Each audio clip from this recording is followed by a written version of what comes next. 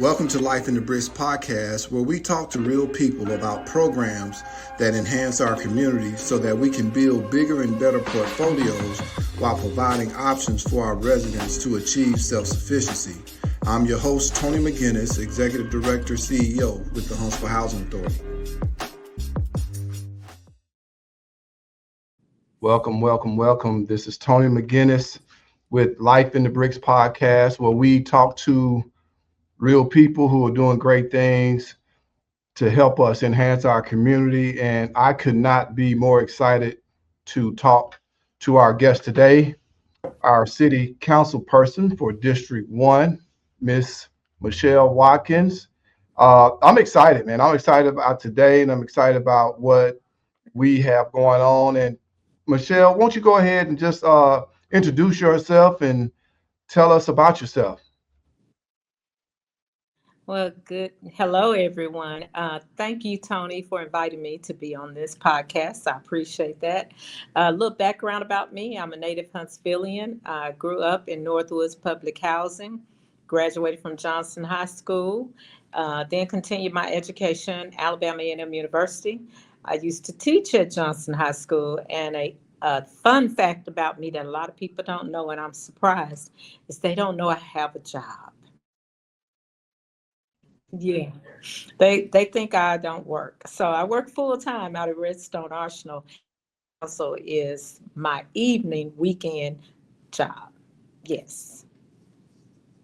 Yeah, a lot of people know that you're so busy and active that they don't know that you have a full-time job. But I'm glad you said that, because my next question is, because you spend a lot of time serving your community and just being an advocate for people, what are some of the things you like to do in your spare time to just kind of have fun?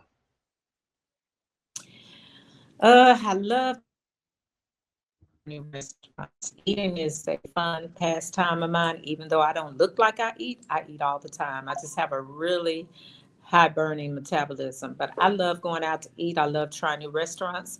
I love reading, and I love spending time with family and friends. So that gives me more joy than anything. Yes. And I love Awesome. basketball. So you always catch me at a basketball game. Went to one this morning. Awesome. Well, listen, you talked about in your introduction growing up in Northwoods. I know that you share that a lot, but how was life for you growing up in the Northwoods community? Oh, wow. Northwoods Public Housing gave me my foundation for life. I tell people all the time, growing up in public housing, when your parents were at work and you were out of school, you had a village that looked after you. If I got out of school, Mr. Ed and Miss Elma were my next door neighbors, and they made sure I was in the house, did my homework. If I came outside and played, they were there watching. You couldn't leave the yard. On the weekends, when I would go and visit my friend Sandra, your aunt, Miss Robbie, no nonsense, but the sweetest lady you'll ever meet in your life.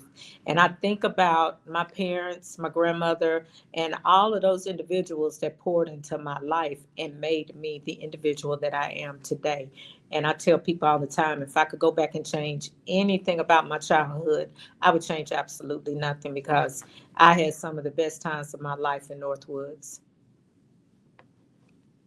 When you talk about Northwoods, I'm glad you answered that question. I was going to ask you what would you change, but you kind of already said that. But what were some of those what are some of those greatest memories of just kind of life out there, going to the center and establishing friendships? But what would be some of those greatest memories that you have of growing up in the neighborhood?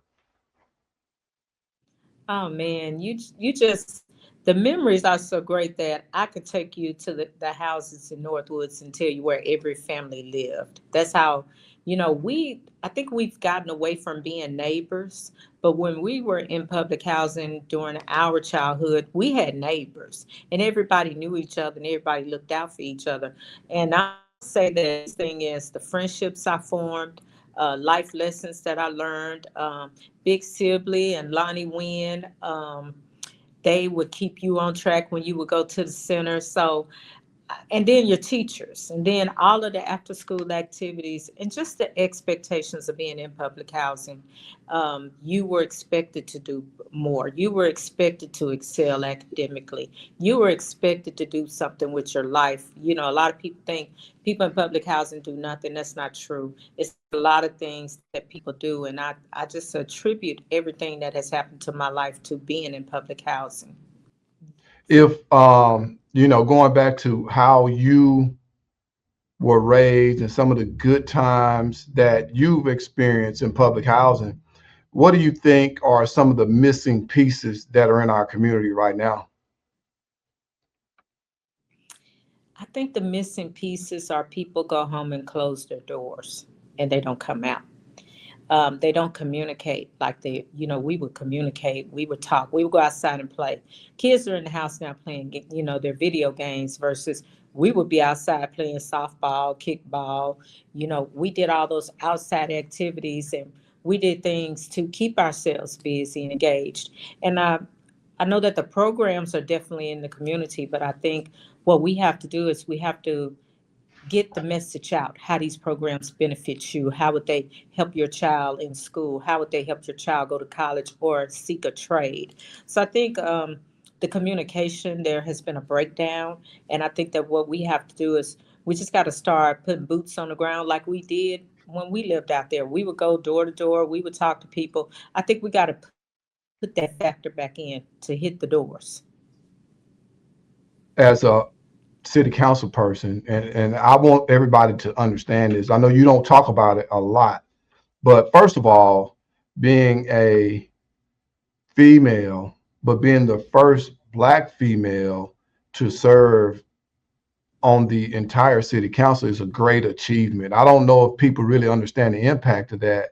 I want you to kind of talk about that, but I also want, how does that make you feel knowing that you came up in a neighborhood or in neighborhoods that most people write off, and now you're the first African American female city council person in the city of Huntsville?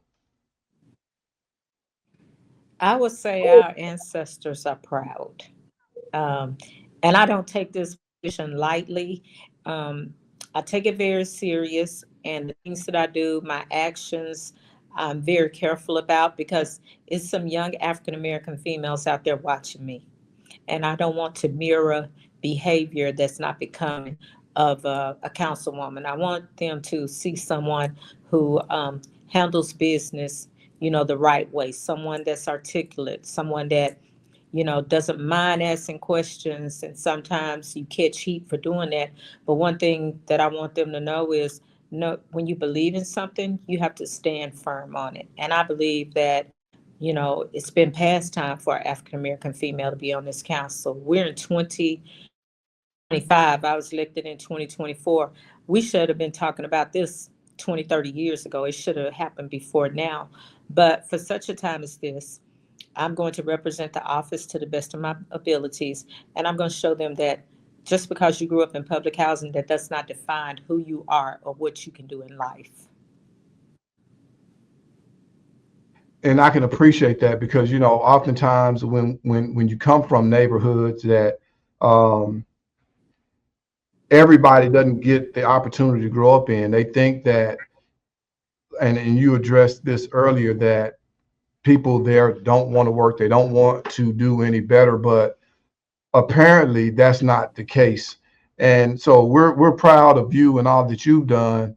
I want to ask a question. Me being in the housing authority seat now, what do you think we should be doing as a housing authority to ensure that we see more people like yourself be able to come out and do great things? Well, I think with the Envision program that you've gotten approved and you're getting ready to start opening up programs in the community, I think, Tony, you're doing everything that you could possibly do from the housing authority side. I think at this point it's you need community partners to go and partner with you to go knock on doors and educate them on the programs that are available. A lot of times people don't know what they don't know. A lot, I see people all the time, and it's like, hey, I seen you somewhere. I didn't know that program was going on. No one told us. And so I think what we have to do is we're going to have to start knocking on doors and getting people to open the doors and talk to them about the programs, tell them how they benefit them, because um, you have done everything that you possibly can. You're offering those programs and you're offering those opportunities. And now we just need them to take advantage of them. And one of the things that I want to say about that is, we thank you for that support. And for those people who don't know about what we're about to do over in the Calvary Hill community, we have a program that has kind of been dormant for a while. It's a program called the Envision Center. It was created by the first administration of Trump under the Secretary of HUD at the time, being Carson. And what they wanted to do is provide opportunities for families to get educated on financial literacy. They wanted families to take advantage of educational advancement, career and financial literacy, and health and wellness and charactership and leadership. And what we are about to do over in that community is going to be amazing, because we actually have partnered with Happy Pediatrics, and we're going to be providing a clinic that families will be able to walk to in that community. And I think that's a game changer. Drake State is going to be over, and they're going to offer GED programs and adult literacy programs. We already have the City of Huntsville Parks and Recreation in that building. Boys and Girls Clubs are in that building. The Huntsville Public Library, Village of Promise, the Generosity Foundation. We have a whole service of individuals out there. And so what we're about to do now is just expand all those services and make sure that people who come into that community, whether they live in Calvary Hill or they live around it, they'll have access to that community. And really, it's because of your leadership that we're able to expedite this process. And so we want to thank you for that. But we also want to make sure that our residents and the people who will be listening to this podcast will understand those are going to be real programs that are intended to help people advance. And so, again, we thank you for that. Um, I, I I think one of the other things that I want to touch on is, you touched on this very earlier, but I really want to go back to this.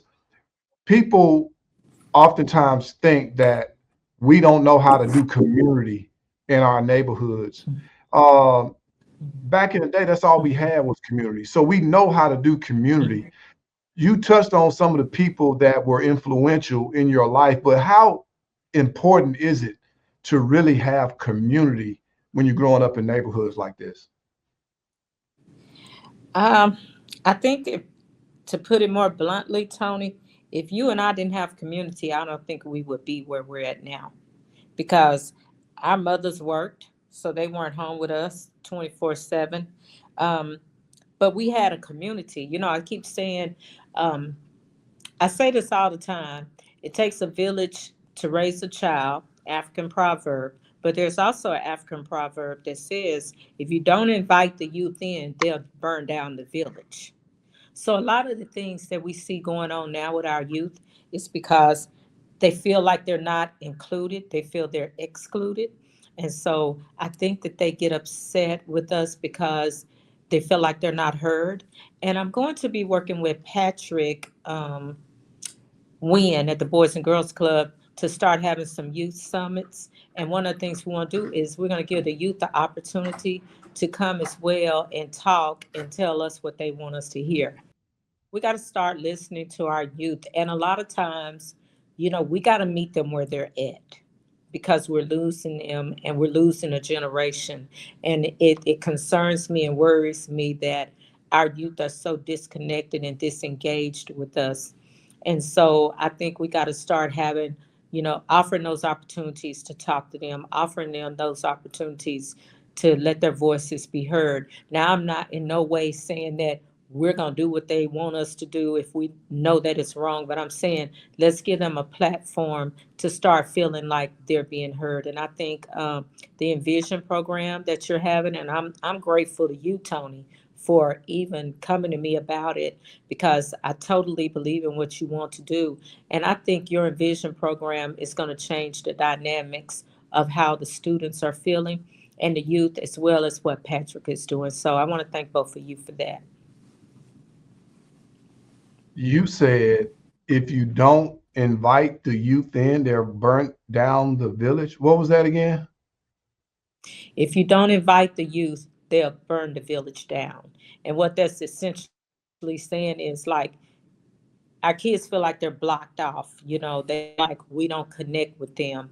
We got to find a way to connect with them, because we're hearing about shootings. 9 times out of 10, it's usually our youth that's doing the shootings. Some are dropping out of school. Some are disrespectful. You go to a basketball game and all you hear is our youth cursing in front of adults. And you and I would never done anything like that back then. We would have been too afraid. And I think it's just a disconnect. We have lost our youth and we got to get them back. And so when I say if you don't invite them into the village, they'll burn the village down. We got to make them feel like they own the village, for them to take pride in the village, and then they'll nurture and take care of the village. That is powerful. So as you reach out to Patrick and work with him, I definitely want to let you know that we want to invite you to what we're going to be doing starting in January as well. When I was the youth service coordinator, we used to have what we called a youth council. So in every neighborhood, we have a resident council, and that consists of resident leaders in all of our neighborhoods. But what we're going to start doing in January, by the latest February, is we're going to be inviting at least 2 to 3 young people from every neighborhood to come to the office and have a youth summit as well every month. Because again, we understand the importance of that and the power behind them making sure that they have a voice. So I want to go ahead and put you down on the schedule to come and share with these young people, because again, without them, we have no future. So I truly believe in that. Kind Mhm. of pushing forward. What are some of the challenges that or problems that you've been able to see as you sit in the seat that you're in that need to be addressed? What are some of the things from a political um, climate or a political perspective, or laws that you feel like need to be changed in order for Mhm. us to help people become more self-sufficient? Well, one of the things that I'm working on is a couple of things. I'm I'm working with. Um, I have a monthly standing meeting with the police captain for North Huntsville. He's new to North Huntsville. I think he's been in position now 3 to 4 months, but I have asked him to establish a relationship in the community. I want him to show himself up at community events. I want him to go to neighborhood functions, because when we were coming up as kids, police officers could go to our grandmother or our mother and tell them something that was going on in the neighborhood, and it was immediately taken care of. And I think we got to establish that relationship back with the police. And we've got to start working on some of these issues where we're disconnected from the police and people don't want to trust them, or people don't want to talk to them. And, just talking to our youth, I hate to say it, but I have a talk with my grandsons about, if the police stop you, how to respond. And it's just some of those things that we need to work on in our community. And we've got to get this relationship established back with the police. And then working on just cleaning up our neighborhoods. That's been one of the biggest things in District 1. Everyone wants development in District 1. You can't get development if your neighborhood isn't clean. No one's coming to your neighborhood if you have trash and junk cars everywhere. And it's just taking pride in your community. And I tell people all the time, I could have moved out of North Huntsville years ago, but I love North Huntsville and I believe in North Huntsville. Um, and I think another thing that I work on politically is just trying to build relationships. A lot of people think it's easy being in politics, but it's not. It takes tough skin. You can't be in politics if you can't take pressure, because sometimes you feel like you're in a pressure pot, but you have to know how to respond. You have to know how to react. I try to build relationships with people, but at the same time, I find as an African American female, we are the most disrespected in the political arena. African American females, they want to categorize us, call us angry black women when we ask questions, but a Caucasian female can ask the same question, same tone, and she's passionate. Well, why can't I be passionate about my community and my people just like she's passionate? And those are some of the things, the stereotypes that I try to cast down. And some of the times you will notice if you ever come to council meeting, when I get ready to ask questions, first thing I say, hey, I'm just asking a question. I'm not fussing. I'm asking a question because when I ask questions, they get paranoid. But I have to ask questions for clarity because I'm not going to vote on something that I don't understand. And I think that one of the things that politics has really taught me is, and I would tell the youth, and hey, everybody's not your friend. Today's friend is tomorrow's enemy. And it's sad to say, but you have to be careful how you interact and what you tell people because they'll use it against you. And so those are some of the things I'm working on, some of my life lessons I'm learning. Nothing like experience, right? And you touched on this, and I tell people all the time, there was a time when relationships and officers did exist. We had folks who did community policing, and we have to get back to that. People who live in the neighborhood should be the ones who police the neighborhood so that we can establish those relationships. And so we definitely can appreciate that. Um, we have a few minutes left, but are Mhm. there's is there anything that you would like to share? Because we're going to share this on all of our social media platforms, that we can do as a community together. This is not just about public housing. This platform is for those who want to get involved, who want to see advancement throughout the city. Is there anything else that you just want to share that we need to be aware of so that we can go out there and share that message and be a voice for you as well? Well, for one, come to your city council meetings. Go to your school board meetings. Today we broke ground on the new Montview Elementary. I was honored to be able to vote when I was on the Huntsville City Schools Board for a $600 million capital plan. Montview Elementary is an $80 million investment, and it's going to be a STEM school as well. And it's going to be state of the art. And it's something that hasn't happened in North Huntsville in years, other than Jemison and McNair. We have not had a new elementary school. We have Sunny Hereford, but nothing in the heart of District 1. So this is going to be exciting. I will say as well is get involved. There are so many things that you can be involved in. And I think if people will get involved in their community advocacy, or if you would get involved with coming to the meetings to understand the processes, to understand what's going on, it'll give you a clear picture. I see a lot of posts on Facebook, and I have to sometimes hesitate to respond. Sometimes I do respond.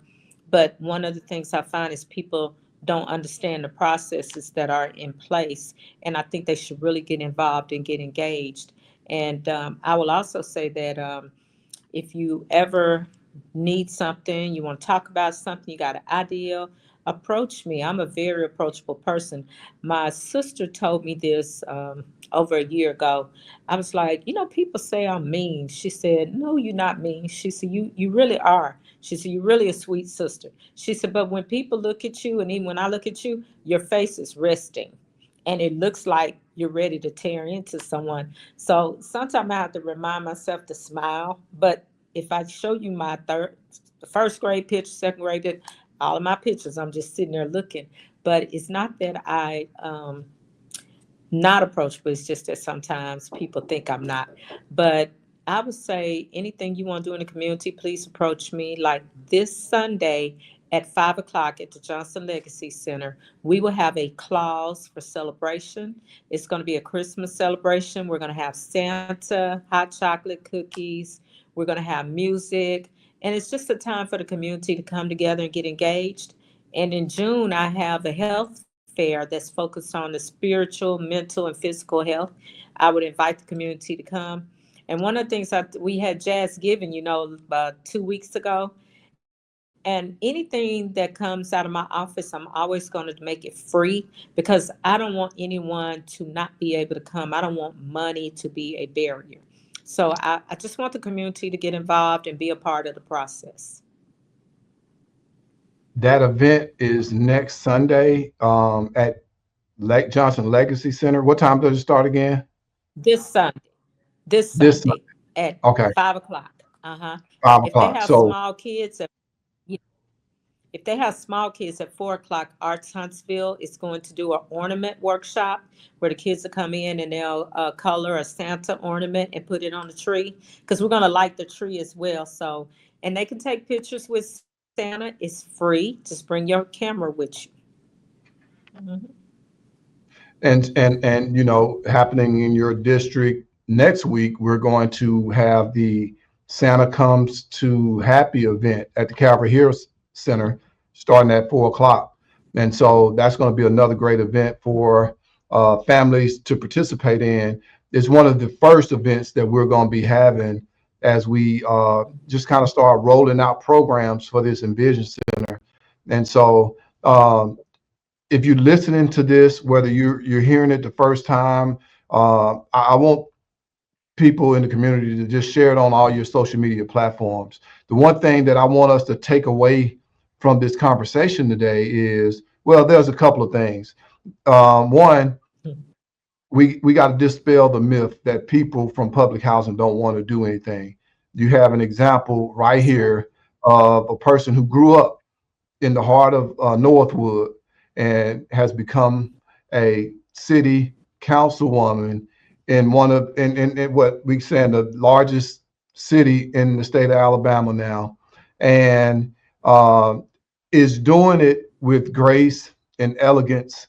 And we want to thank you for just being a voice, a real voice in the community, saying the things that need to be said that a lot of people aren't going to say, and you're saying it in a space that people have to listen. And so we just appreciate you for having that voice, appreciate you for being a real advocate for the people in your district and in the city of Huntsville. And so thank you for all that you've done and all that you're doing to be that voice. And you have the last word. Anything you want to share before we close out? I just want to say you're doing a great job, Tony. I'm exceptionally proud of you. I remember when you used to come over to your aunt's house and you and your brothers were little boys, and now grown men doing great things. And I just attribute everything to the fact that to whom much is given, much is required. And you and I have truly been blessed throughout our lives. And so this is why we do the things we do, because we are blessed to be a blessing. Thank you, and we appreciate you. Thank you for taking time to just spend a few minutes with us on the show today. And I know this is a council day as well. People, if you're out there, share this on all your social media platforms. This has been another great episode. Stay tuned for our last episode of the year in a couple of weeks. And Councilwoman Watkins, thank you again, and we appreciate you. Thank you.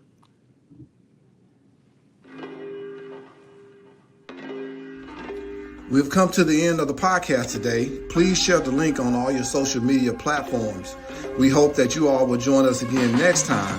Until then, keep serving and keep pushing. This has been another amazing episode of Life in the Bricks podcast. Peace.